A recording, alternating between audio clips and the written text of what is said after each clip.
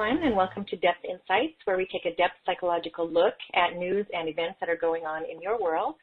I'm Bonnie Bright, and I'm also the founder of Depth Psychology Alliance, which is an online community for everyone who's interested in depth and Jungian psychologies. And my guest today is Lisa Maroski, who is an author, editor, and playwright. She's a board member of the Monterey Friends of C.G. Jung, and Lisa recently traveled to Colombia with activist and author John Perkins, who writes about mystical aspects of indigenous cultures, including shamanism. And the purpose of that trip was to meet with and to learn from the Kogi Indians, and that's what we're going to be discussing today in great part. I'm really looking forward to hearing about that trip. Thanks for being my guest today, Lisa. Thank you, Bonnie, for giving me this opportunity to talk about what was really an amazing experience. Yes, well, this is actually a topic that I've been interested in for quite some time. I have a colleague who has also had the opportunity to travel there, but I've never heard a lot of her stories, unfortunately. And yet, the message that these people have, the Kogi Indians, is really powerful and profound. So we'll get into all of that in just a bit, but maybe we can start out at the beginning, and you can share with us how you ended up going to Colombia and what the draw was for you to travel there. Yeah, so I saw a movie way back in maybe the late 1990s, early 2000s by Alan Herrera. It's for the BBC. It's called From the Heart of the World, and you can find it on YouTube, actually. And this movie was about his journey into the world of the Kogi. They called him because they saw changes happening to where they live and needed to get a message out to the rest of the world. So that stuck in the back of my head, that movie, and some of the images in it, and some of the things they said about how they trained as shamans and how they lived. They lived very simply. I'll get into that a little more. But it was that movie that really struck me deeply. And then when I found out about the opportunity to go visit Colombia and actually meet real Kogi people with John Perkins and his partner Daniel Cooperman. They lead trips together down there. I just knew I had to do it. So I signed up right away.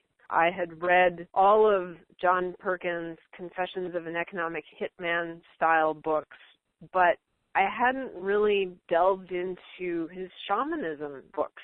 So I did that to prepare myself, and there really isn't a lot else one can do to prepare oneself to meet a radically different culture. So I just kind of went with an open mind and an open heart, and whatever I was going to get, I was going to get. What a fascinating tribe to be able to visit, and I think at this point it might be a really great opportunity for those who aren't as familiar with the Kogi to understand a little bit about their principles and their culture. So can you share a bit about their worldview and their history?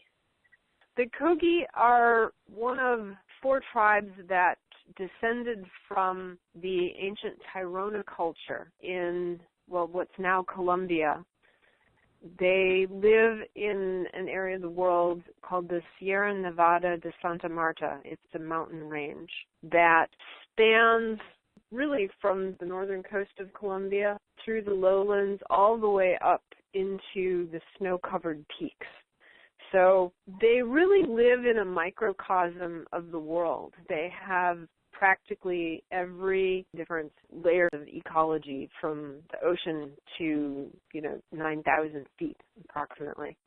And when the Spanish came to South America in the 1500s and basically started conquering, they had already partly retreated up the mountain because the Caribs had come earlier in about 1000 AD. And so when the Spanish arrived in 1500, they were already pretty much retreated up into their own world. And there were a few altercations with the Spanish, but the Spanish never conquered them. So they don't speak Spanish. They still speak their native tongue. and they still live in a very simple way with the earth. And that's what I really was intrigued by, because they have such a profound connection with Mother Earth, whom they call Aluna. And Alan Herrera went back 20 years later. I guess they called him back and basically said, you know, I guess we didn't get our message across well enough. Can you make another movie? And so there's a second movie out that isn't on YouTube. There are a few trailers and interviews on YouTube, but the movie is on, I think, Amazon Prime. It's just called Aluna, and that tells a little more about them and their life and their beliefs. Both movies are really great. I'd highly recommend it. So I think Professor Google says that there are about 20,000 of them. They live in the jungle. They've got small communities, but they don't actually live in the communities. They have huts there that they come together for ceremonies or gatherings of various sorts. And then the families go back out into the jungle, or maybe they've cleared a little land and do some basically subsistence farming. But they live in family units out in the woods. It sounds like, Lisa, that they have been at least somewhat accessible to people from the media or to certain individuals, let's say maybe, who they feel can actually help them get their message across, this message that is so important to them. And I think I first heard about them maybe many years ago through the work of Wade Davis, who you probably know is an anthropologist who worked for National Geographic for many years, and he had spent some time with them and written about them. And so I'm curious, actually, because you mentioned they're so seemingly secluded up on that mountain where they have gone to such a high altitude, and also where they only speak their own language. I'm just wondering at this stage if you could say more about how you perceived their openness, how you were welcomed into the tribe, what kind of access that you had to their actual culture while you were there. It was very controlled. There is not a lot of access to this day. It's not like, oh, you can go to Taos Pueblo and just kind of show up. You really have to be invited. And the tour the year before, they actually did not go into the community. The Kogi came to them, to the eco lodge that they were staying at. So our group was the first group to actually be invited into the Kogi community. And the first one we went to, we actually camped there overnight. So we slept in tents and were allowed to walk around and look at their, I'll put farming in scare quotes, because a farmer from the U.S. would look at it and go, I don't see a farm, I just see the jungle. And so how they cultivated their crops was in a very naturalistic way. They weren't in rows in earth that had been tilled. They were just planted in and amongst the rest of the jungle. What a beautiful visual for integration and for working with the natural environment, just as it is. Yeah, and they know their environment so very well. You know, they study by observing. They're very observant. I could see them observing us, like, okay, these are some white folks. What are they like? We were under the microscope, in a sense, because they need to know how to deal with us, because we're the ones, we meaning basically non-indigenous people who are living, shall we say, unsustainably. We're wrecking things. We're wrecking this planet. And it's showing up in their microcosm. They don't go down into the cities very much. They do. We met one gentleman, for example, who had gone to law school. We were also told that they were part of the inspiration for the peace process in Colombia. You know, we're now, the civil war that had been going on there for 50 years has stopped, and their president got the Nobel Peace Prize for ending that battle. Well, that brings us actually to a pretty critical point, of course, in our conversation, Lisa, and that is they wanted to get a message out, and that's what the two documentaries that you've mentioned have strived to do. And, of course, as I mentioned, there's been a lot of writing about them, and I've certainly done a lot of reading about them, and I think that a lot of people are familiar with the name of the tribe and maybe what they stand for.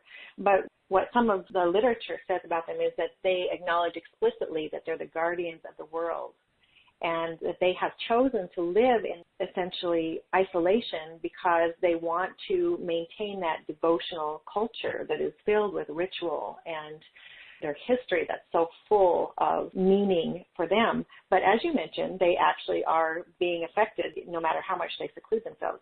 We're all completely interconnected, right? So maybe you can say something about how you perceive their message to be received. So I think certain people are probably more aware of this than others and more receptive to it, but how can you begin to get a message like that across? Well, their core message is very clear and simple, which is stop plundering the earth. Now, that said, a lot of our way of life entails plundering the earth, not just for oil, but for minerals, even jewels. You know, Colombia has world-famous emerald mines. And by taking those emeralds out of the earth, you're taking away a certain type of energy relationship. So you mentioned their devotion and that they consider themselves the caretakers. Yes, absolutely. And the reason they came out of seclusion was because they realized that they could no longer take care of the earth on their own, that we have thrown it so much out of balance, they need our help. And so they're coming to us really to enlist us as helpers to bring the earth back into balance, to take care of her. Aluna and the way they talk about the earth is as the mother. And we'll get into this a little more, I think, when we get into talking more about depth psychology. But everything in their world, meaning their buildings, the way they're constructed, it's all very earth-based, not just made out of mud, but the way it's oriented to the sun, the way the roofs are constructed, even their weaving looms. They adopted weaving from Westerners, but when they weave, it's not just the act of putting the warp and the weft together and moving the shuttle. It's about weaving the world together. And they look at the loom in terms of the cardinal direction. It represents the whole earth. The men are the weavers, and the women are the ones who spin the yarn. And so the mamos, who are the spiritual leaders, will remind people as they're working what this represents, that they are weaving together the world. The spindle is a very key symbol too, and it gets recapitulated in some of their ceremonies where after you do something, you spin around. And that's to remind yourself of the importance of the spindle and the weaving and how everything weaves together, i.e. connects. You know, what's occurring to me as I'm listening to you talk about their culture is just how very dramatically different it is from our current culture. And I'm generalizing, of course, but I just have to acknowledge that for the most part that we are not nearly reflective enough. And in fact, we tend to go about with so much speed and so much incapacity to dig more deeply or to allow ourselves to rest in any particular way, in a way that's reflective, such as you're describing with the Kogi. And it occurs to me that they have good reason to require us to meet them halfway at this point and to help them with this whole caretaking aspect of things. Because as long as we continue down that track without being able to be reflective and they are trying to do it all by themselves, it's just never going to work. And this is clearly what's becoming very obvious to them. In fact, I think that our culture seems so childlike in so many ways. It's like, at what point is it that we actually have to grow up and begin to take on the responsibility of what it is that we're actually doing to the planet and even to our own selves by not being able to enter into that more reflective space where we become connected to the earth and the aliveness that's around us and all of those things. So I'm kind of bringing a lot of those threads. I guess that image of weaving is still with me a little bit. It's such a beautiful image. But maybe you can say something further about your experience of how their capacity for reflection and their capacity to actually invite us into a reciprocal experience with them to help take care of not just the planet, but it's literally the soul of the planet and the soul of the culture at large. Right. Wow, that's a big question. What came to mind while you were asking it, and this might be kind of a common answering it through the back door, is how their mamos, their spiritual leaders, are trained. Because that was one of the things that really grabbed me in that first movie by Aluna Herrera. In the old days, they don't do it this way anymore, but in the old days, the mamos would be able to identify which children might be good to be trained as mamos. And around 9 months, they would begin their training in dark caves. While they were still breastfeeding, the mother would be there to feed them, but essentially they would be deprived of external stimulation, except they would give them enough to prevent blindness. And they would be trained in a cave for quite a long time. And they would be told, what birds were, but they wouldn't have ever seen a bird. When they came out of the cave, the real world was so much more vibrant and alive than they could ever have imagined. What this training also did, I think, was give them an incredible, psychic connection with the earth, that they developed capacities that we don't develop because we are so sight-oriented. We orient first to the external world and then develop an internal beingness, whereas it seemed to me that their system worked in reverse, that they developed the internal world first and then went and developed their relation with the external world. Now, they don't do it. It's not quite that harsh anymore. They start training them at 5 years old now instead of 9 months. So the kids do have a relationship with the external world. But they train till they're 25 or 30. So it's a long training to become one of the spiritual leaders in this community. And we don't put hardly anything like that into training people to be connected with the earth, with each other, with all of life. Some people get to it sometime in their life, maybe later, and in some ways our culture steers you against doing that. Get out of the dirt, you'll get dirty.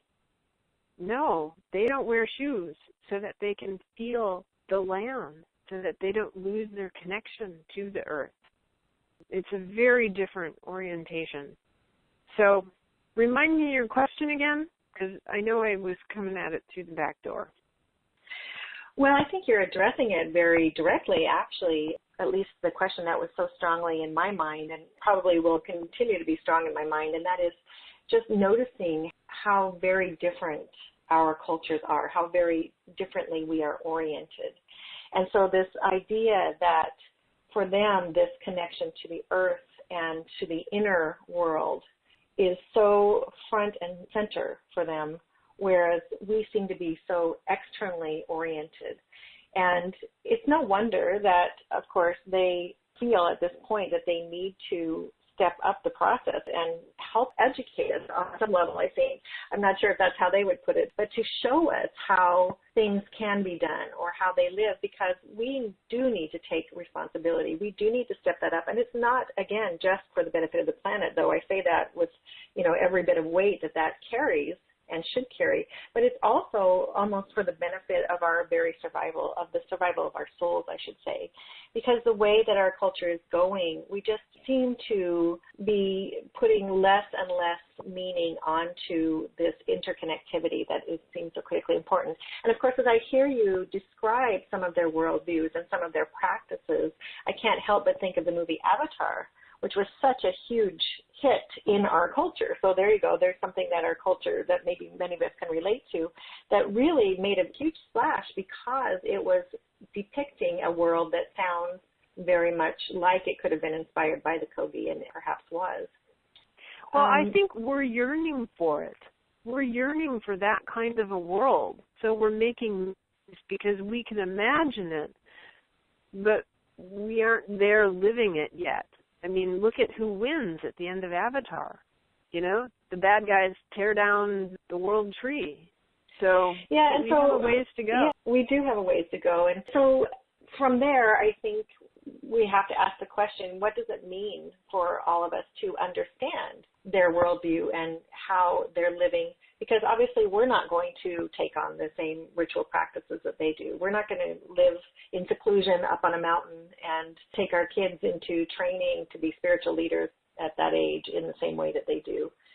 We're not going to have some of the same practices that they do. So practically, how do we begin to integrate that? What can we do with the information coming from their message? Well, let me back up a step and say a little more about Aluna, which is the mother. We can talk in terms of archetypes too, but they really, it's literal. Aluna, the mother, is literal for them. They listen to the mother. The mother tells them things. They have ways of using divination to listen to what the mother says. And, I think we have disrupted our relationship to the earth as our mother, as that from whom we derive life, that on whom we are dependent for life, for the food we eat, for the air we breathe. And we treat her as if she were dead, and we long for not a dead mother, but a living mother. And they still have that living mother.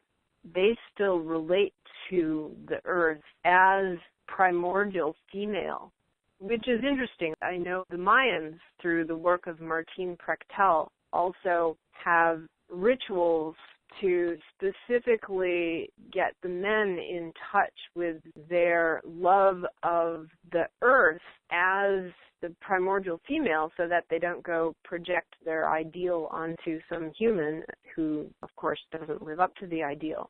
To love the earth as the ideal female and let the human females just be who they are without projection.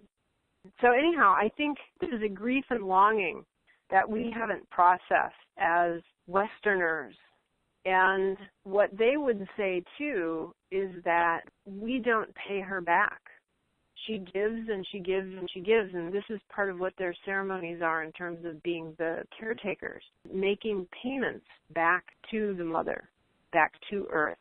And so we went through several of these, they're called pagamento ceremonies. I think pagamento is just Spanish for payment. And they're really a beautiful win-win. And it is something that you can do on your own. You can look at it as magical thinking, or you can really get that it's a win-win for both. So what does it involve? First, think about yourself and what about yourself keeps you separate, keeps you from feeling your oneness with the world. It could be a character flaw, it could be a bad habit, it could be a thought pattern or a state of being. Are you fearful? Are you impatient?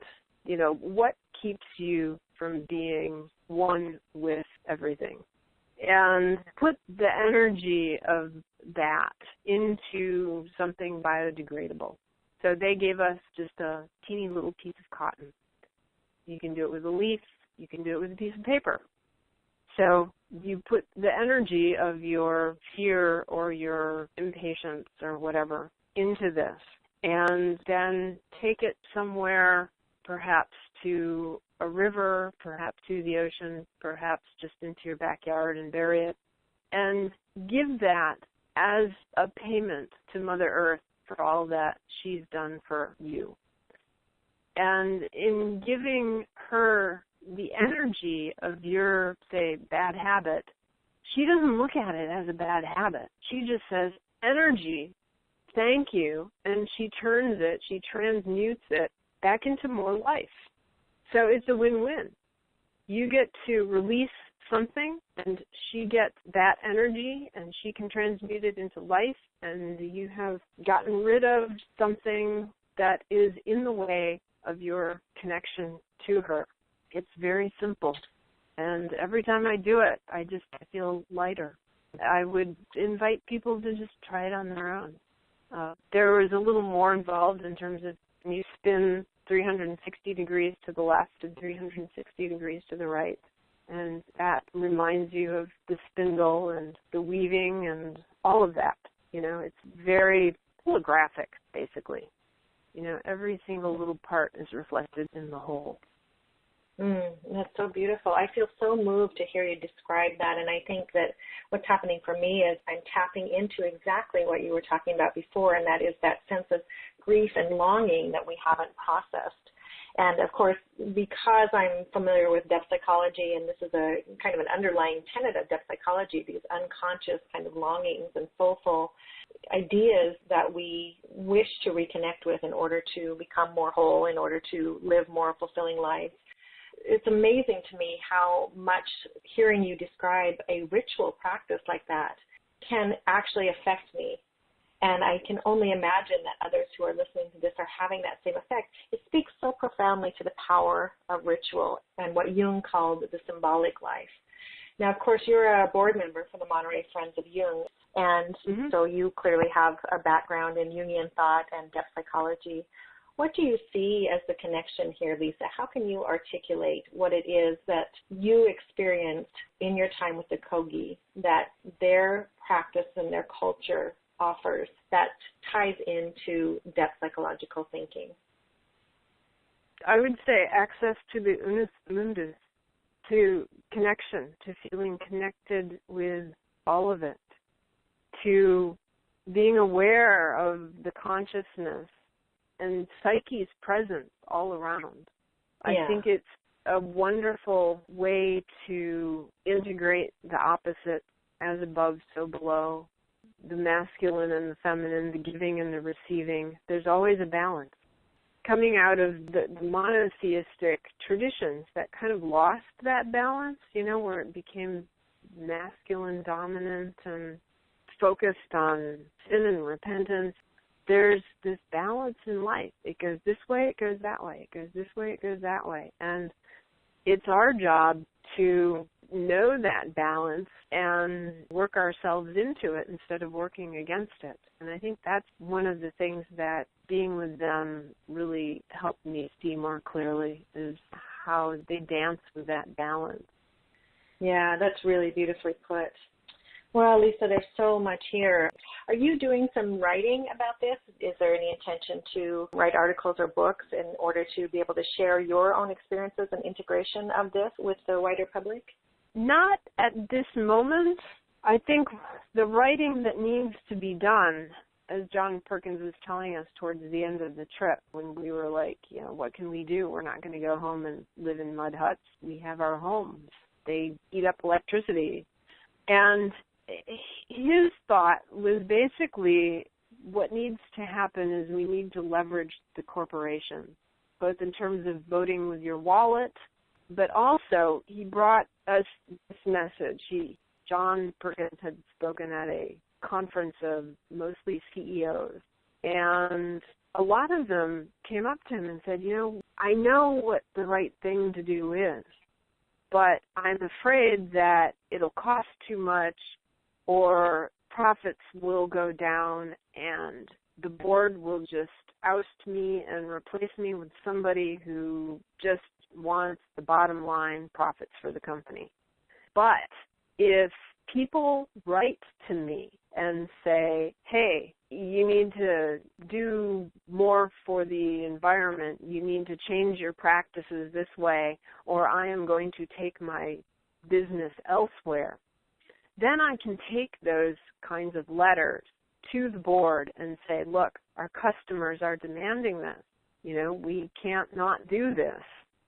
And so it's changed the corporate culture to go back to being stewards of the earth, stewards of the community.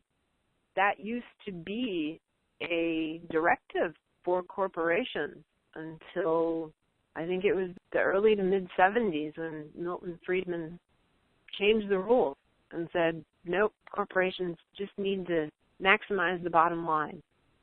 That's not the case.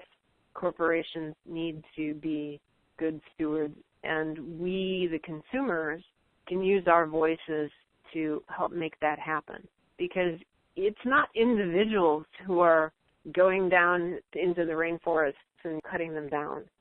It's corporations that are doing it, but corporations are doing it so that they get our business. So if we say we're not going to give them business anymore, if you keep cutting down the rainforest, they'll have to listen. So it's a different kind of activism, you know. It's not going out and marching in the streets. It's sitting down and shooting off letters to the corporations that you know are doing horrible things in the world, polluting. And it's going to become even more important to do this if Scott Pruitt at the EPA gets his way in terms of rolling back all the protections for Mother Earth that we've fought hard to put in place over the last 20, 30, 40 years. So our voices are very important right now. And, you know, yeah, go sit in nature, meditate, connect in any way you can, but also send those emails. Yes, and I completely agree with you. I mean, in fact, we're living right now in a culture that is just rife with so much opportunity. And as much as I feel horrified on a daily basis about what's happening around us and some of the current issues that are being put out by the current administration, I'm also aware that there is a new form of activism that seems to be arising where people are taking power into their own hands. I mean, with social media, they're able to boycott certain corporations. We've started seeing that happening. I saw a campaign where people were asking everybody to unsubscribe from the New York Times because of an op-ed piece that they had published that was not necessarily something that many of the readers agreed with. So there are ways that we can take that into our own hands and be able to make a difference exactly as you're describing. And then also I just want to add to not forget the ritual piece of it. Because this whole process that you described by giving that negative or those blockages that we have, those obstacles that we need to overcome, giving them back to the mother and allowing those to be transmuted, this is not to be taken lightly in any way, shape, or form. It's such a powerful form of magic, as you called it. And I'm just really aware right now, the story that's coming to mind is the story that Jung tells about his visit to the Taos Pueblo, and how when he met with the chief there, Mountain Lake was his name, the chief told him that their religion, their practices, their spiritual practices required that they help the sun, their father, cross the sky every single day through their devotion and their practices. And he believed that by doing that, they were helping not only themselves, but of course the whole world. And he also stated that he felt that if their religion was taken away or that they were no longer allowed or empowered to practice that religion, that the sun would stop rising because it would not have the help from them that was required.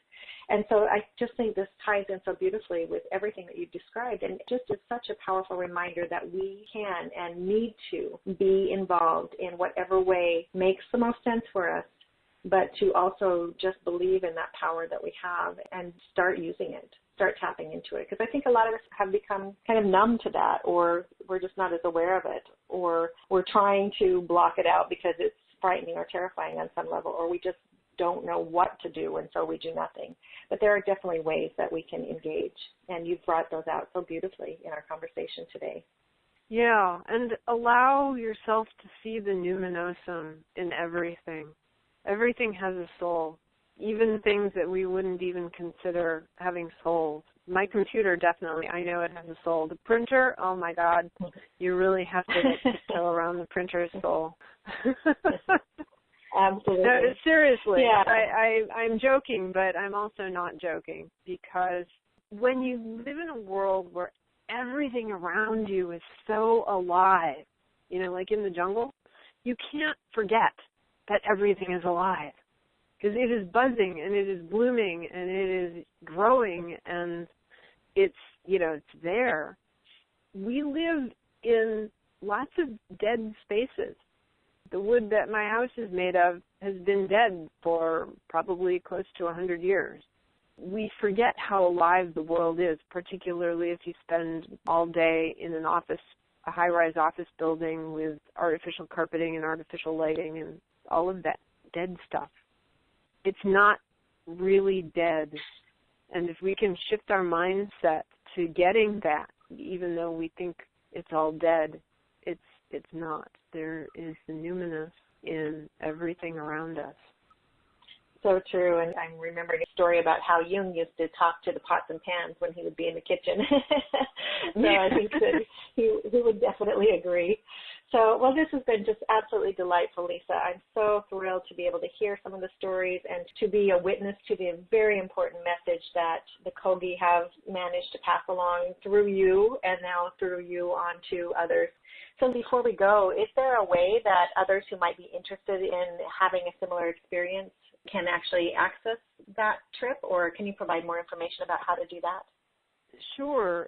There's another one, pretty much the same as the one I went on, happening this year. It's in December, and the website is ecuadortravelvacations.com. And there's actually a very nice write-up about the Kogi on that website as well. Great. Very good. Oh, boy, that sounds really like a wonderful opportunity. So hopefully some people can take advantage. And again, even if you can't take advantage of that trip or you can't do it right away, there are just, again, so many things that we can each be doing in order to receive and witness and then act on the message that the Kogi are offering to us. I've been speaking today with Lisa Maroski, who is an author, an editor, and a playwright, and also a board member for the Monterey Friends of C.G. Jung. And we've been talking about Lisa's trip to Colombia with John Perkins, where they were able to visit the Kogi Indians. You can also find out more about Lisa on her website, and that's www.lisamaroski.com. That's LISAMAROSKI.com. Thanks again for spending some time with me today, Lisa. My pleasure, Bonnie. Thanks for having me.